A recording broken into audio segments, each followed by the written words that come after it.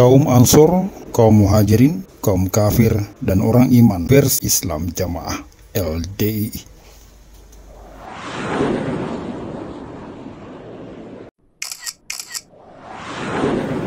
Sahabat Heril Anas TV, Islam Jamaah Lemkari, atau yang kini lebih dikenal sebagai LDI, Lembaga Dakwah Islam Indonesia, adalah sebuah kelompok sesat dan menyesatkan. Dikatakan demikian karena ajaran dan amalannya telah melenceng jauh dari koridor ahli sunnah wal jamaah. Keberadaan kelompok ini telah menimbulkan keresahan di tengah masyarakat, bahkan negara melalui Kejaksaan Agung Republik Indonesia pada tahun 1971 telah membekukan kelompok ini ketika masih bernama Islam Jamaah. Di dalam kelompok ini terdapat dua kubu, yakni kubu Ansor dan kubu Muhajirin. Namun, pengertian dari dua kubu ini berbeda dengan pengertian yang difahami secara umum oleh seluruh kaum muslimin. Sebagaimana kita fahami bahwa di zaman Rasulullah, Muhajirin adalah sebutan untuk para sahabat Rasulullah yang melakukan hijrah dari kota Mekah menuju Madinah akibat kekejaman pembesar kafir Quraisy yang mengusir Rasulullah dan para sahabatnya lantaran menolak dakwah Islam.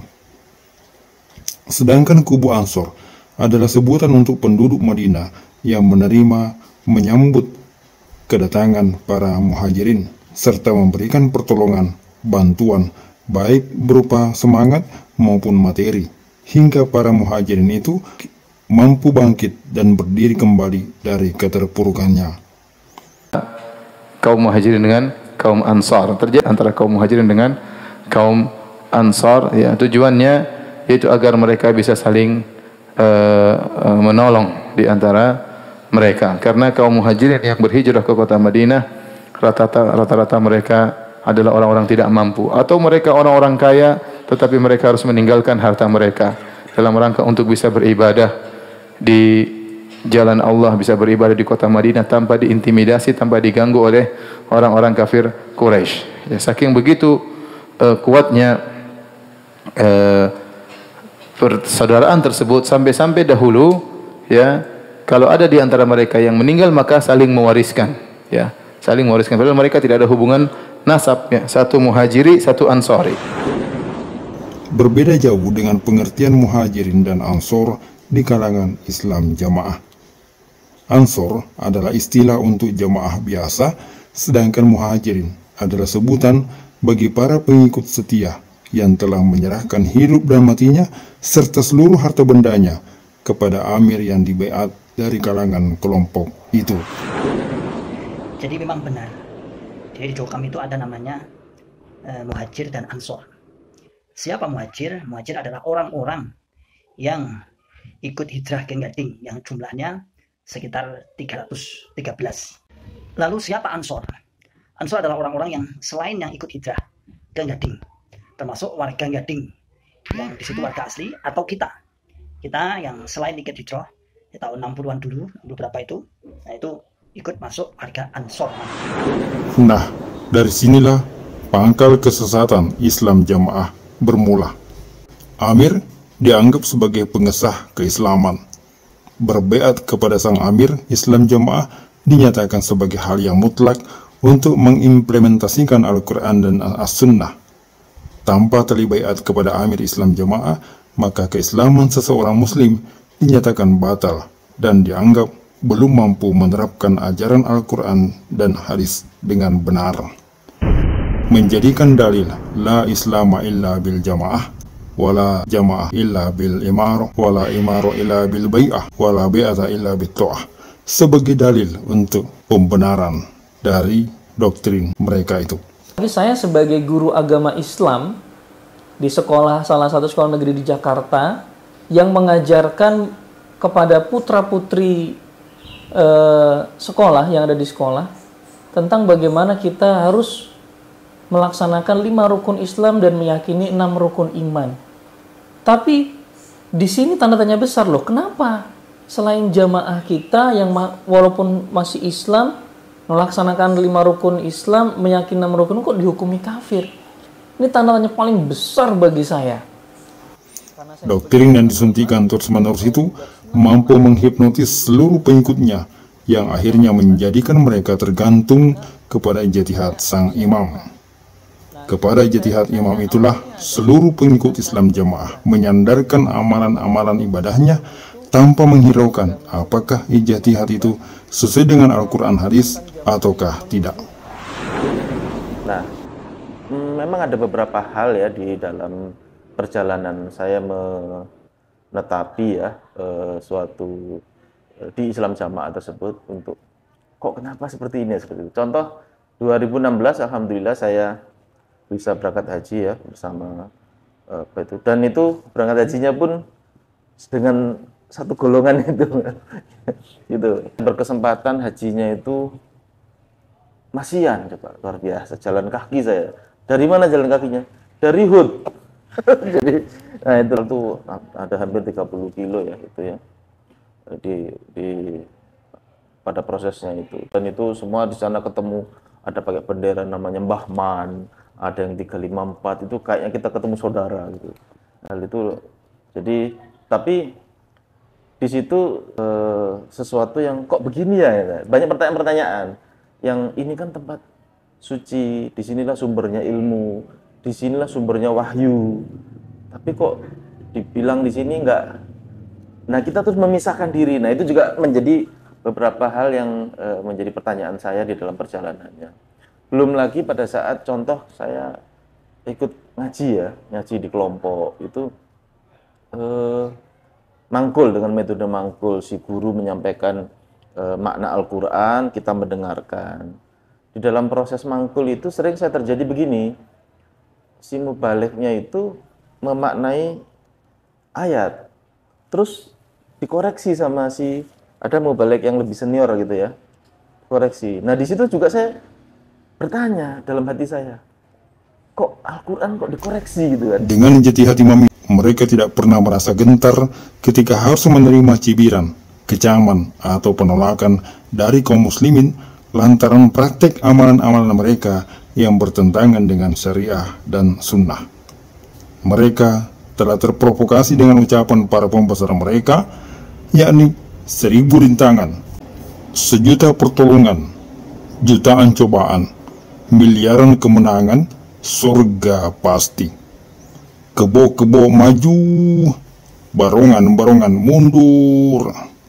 Artinya, kalau lagi aman, terus maju, aktifkan kegiatan, terus bergerak.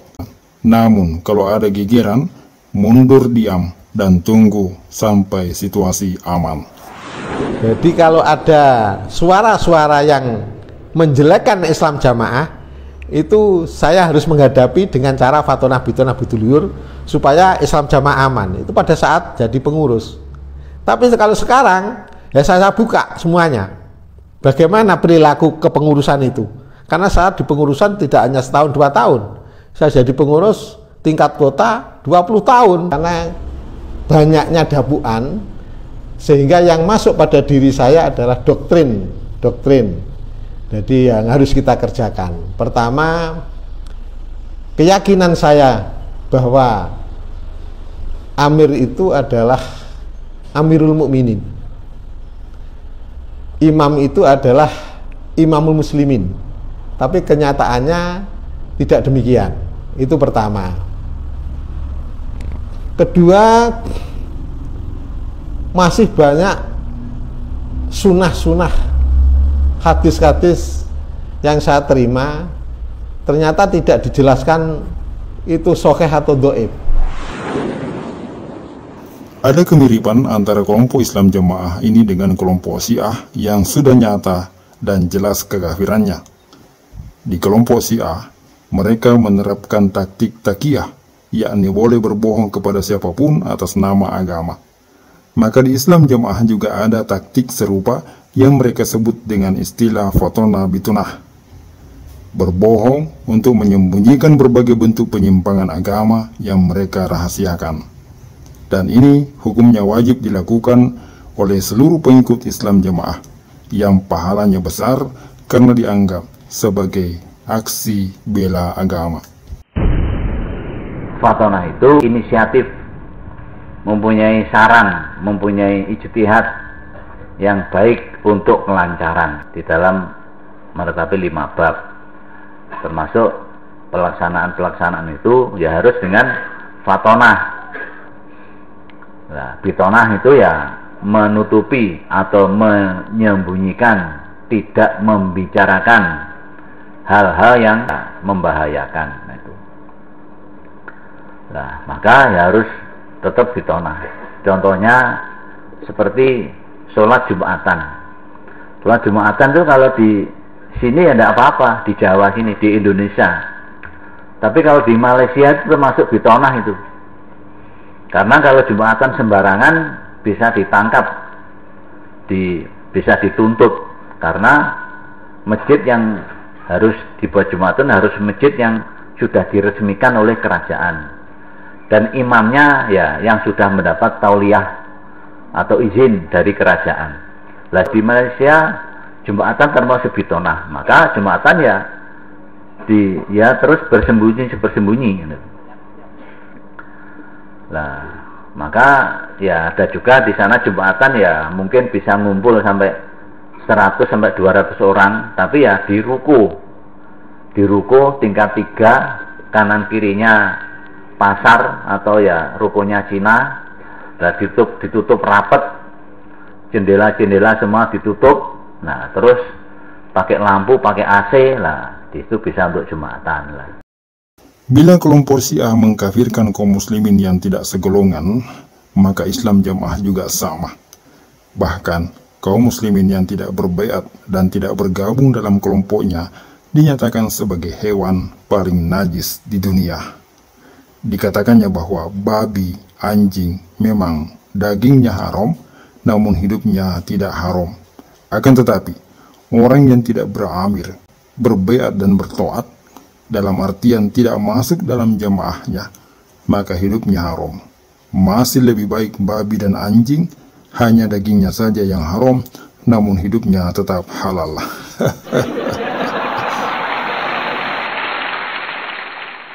Kefahaman yang begitu kuat itu menyebabkan mereka hidup secara eksklusif, menutup diri, serta memisahi kaum muslimin.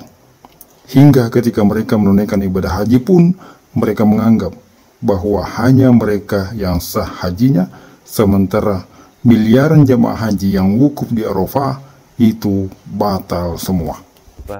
Nah di situ di dalam proses saya ngaji itu juga ada beberapa hal. Sementara kita tidak boleh membuka tafsir, membuka kitab-kitab yang lain, YouTube. Padahal informasi itu semua ada.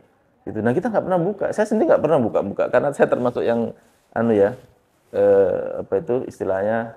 Ya saya mengikuti apa yang disampaikan oleh gurunya, nggak boleh buka kitab-kitab. Saya ikutin. Makanya saya jadi ngerasa ini yang paling benar. Nah, tetapi karena itu ada beberapa hal pertanyaan itu yang membuat saya kok begini ya gitu. Nah proses itu yang mengibatkan saya banyak. Kenapa kok seperti ini? Nah itu. Keharusan berbaiat kepada sang amir ini menjadi sebuah acuan paling mendasar di dalam kelompok itu, yang mempengaruhi semua aktivitas ibadah maupun muamalah mereka, yang akhirnya menimbulkan sebuah sifat khas dari kelompok ini, yakni sifat sombong, acuh tak acuh, ujub, takabur, dan selalu merasa paling benar sendiri. Islam tidak akan bisa terwujud dilaksanakan tanpa adanya jamaah, tanpa adanya imam yang dibeat dan ru'yah yang membeat, tidak akan bisa. Syahadat, syahadat itu syarat mutlak orang jadi Islam, harus membaca syahadat. Cuman nggak sekedar membaca syahadat. Syahadat itu harus diucapkan di depan imam, yang imam itu akan ngurusi kita sampai kita mati atau dia mati, ya toh? yang akan ngurusi agama kita, memberi ilmu kita. Baru syahadat itu sah, dan itu adalah imam yang dibeat. Pengikut-pengikut setia dari kelompok ini dilarang membaca buku-buku dan kitab para ulama kibar. Demikian pula dilarang mendengarkan dan mengikuti pengajian di luar golongannya. Dicegah untuk menyimak kajian para asatis selain ustadznya sendiri. Dan hal inilah yang menyebabkan mereka semakin jauh terperosok di dalam jurang kesesatan.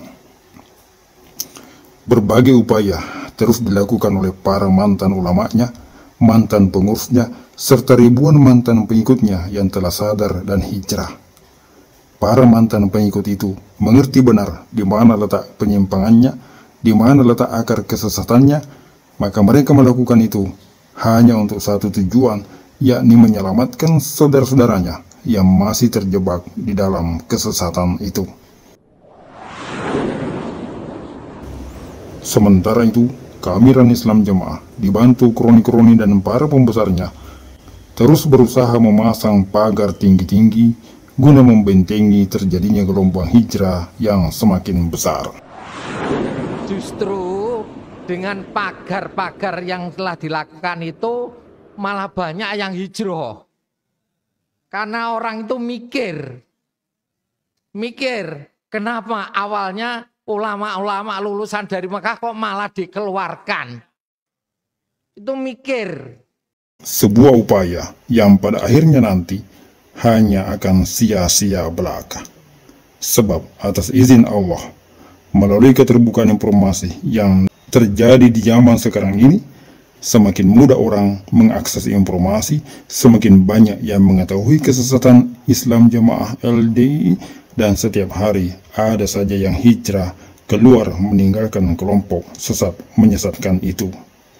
Meski para pembesar Islam Jamaah terus berupaya menghibur diri dengan mengatakan keluar 1 masuk 1000, nampaknya itu hanya upaya untuk menghibur diri, karena pada kenyataannya yang terjadi adalah justru gara-gara keluar 1 gumruduk pitung ewu.